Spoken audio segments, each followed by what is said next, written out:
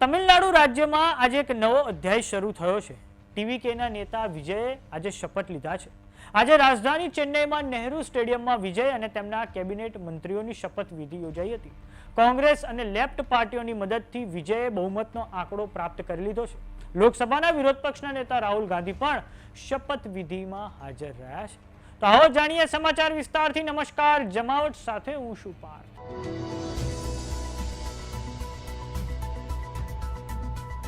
તમિલનાડુ રાજ્યમાં આજે વિજય યુગની શરૂઆત થઈ ચૂકી છે। આજે ચેન્નઈના નહેરુ સ્ટેડિયમમાં વિજયે તમિલનાડુમાં 9મા મુખ્યમંત્રી તરીકે શપથ લીધા છે।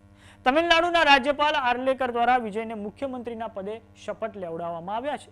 આ શપથવિધિમાં લોકસભાના વિરોધ પક્ષના નેતા રાહુલ ગાંધી પણ હાજર રહ્યા છે। વિજયની પાર્ટીને આ વખતે યોજાયેલી તમિલનાડુની વિધાનસભાની ચૂંટણીઓમાં 108 બેઠકો હાંસલ થઈ છે। આ પછી વિજયને કોંગ્રેસ સહિત નાની નાની પાર્ટીઓ વીસીકે અને સામ્યવાદી પાર્ટીઓએ સમર્થન આપતા તેમનો આંકડો હવે 118 ને પાર થઈ ગયો છે। વિજયે જ્યારે મુખ્યમંત્રીના પદે શપથ લીધા ત્યારે રાજ્યપાલ આર્લેકરે વિજયને ટોક્યા હતા, જેમાં વિજયે શપથ લીધા પછી પોતાનું ભાષણ શરૂ કરી દીધું હતું અને આ પછી રાજ્યપાલે હસ્તક્ષેપ કરવો પડ્યો છે। તમિલનાડુમાં આજે 9 મંત્રીઓએ પણ નેતા વિજયની સાથે શપથ લીધા છે, જેમાં કેજી અરુણરાજ, એન આનંદ, આધવ અર્જુન, કે સેનગોટિયન, આર નિર્મલ કુમાર, રાજમોહન, ટી.કે. પ્રભુ, સેલ્વી એસ કીર્તિનાનો સમાવેશ થાય છે।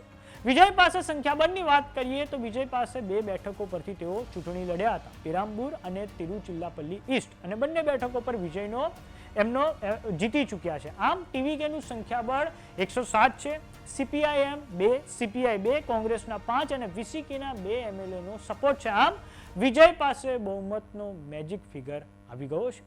તો વાત કરીએ તમિલનાડુની, તો તમિલનાડુમાં આ બીજી વખત એવું થયું છે કે કોઈ સુપરસ્ટારે પોતાની પાર્ટી બનાવી છે અને તેમને બમ્પર સીટો પર વિજય હાંસિલ થયો છે। આ અગાઉ 1977માં જે એઆઈએડીએમકે પાર્ટીના નેતા હતા એમજી રામચંદ્રમ, તેમનો પણ આવી જ રીતે કરિશ્મા આખા તમિલનાડુમાં ચાલ્યો હતો। આ પછી પડોશી રાજ્ય આંધ્રપ્રદેશમાં 1983માં એનટી રામારાવ દ્વારા જે તેલુગુ અસ્મિતાના નામે તેલુગુ દેશમ પાર્ટી બનાવી હતી ત્યારે પણ તેમનો જાદુ સમગ્ર આંધ્રપ્રદેશમાં ચાલ્યો હતો અને આંધ્રપ્રદેશમાં તેમને 2/3 બહુમતી 1983ની વિધાનસભાની ચૂંટણીઓમાં હાંસિલ થઈ હતી। અને હવે વર્ષો પછી તમિલનાડુમાં ફરી એકવાર ઇતિહાસનું પુનરાવર્તન થયું છે। વિજયનો કરિશ્મા ચાલ્યો છે અને વિજયને 108 સીટો હાંસિલ થઈ છે અને હવે નાની નાની પાર્ટીઓના સમર્થનથી તેઓ સત્તામાં આવ્યા છે।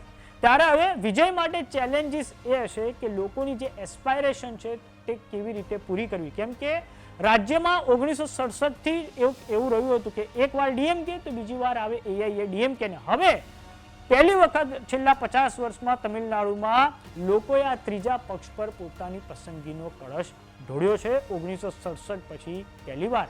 ત્યારે વિજયને આ લોકોની જે એસ્પાયરેશન છે તેને પહોંચી વળવાનું કઠિન હશે। આ ઉપરાંત વિજય પાસે એ પણ ચેલેન્જ રહેશે કે આ જે સરકાર છે તેને સંપૂર્ણપણે 5 વર્ષનો કાર્યકાળ પૂરો કરાવો, કેમ કે તેમની પાસે પૂરતું સંખ્યાબળ નથી। તો સમાચારોમાં અત્યારે બસ આટલું। જોતા રહો જમાવટ। જો તમે અમને યુટ્યુબ પર જોઈ રહ્યા તો સબસ્ક્રાઇબ કરો, જો તમે અમને ફેસબુક પર જોઈ રહ્યા તો ફોલો કરો, સાથે જ અમારી વોટ્સએપ ચેનલ આવી ગઈ છે, જોઈન કરવાનું ના ભૂલતા। નમસ્કાર।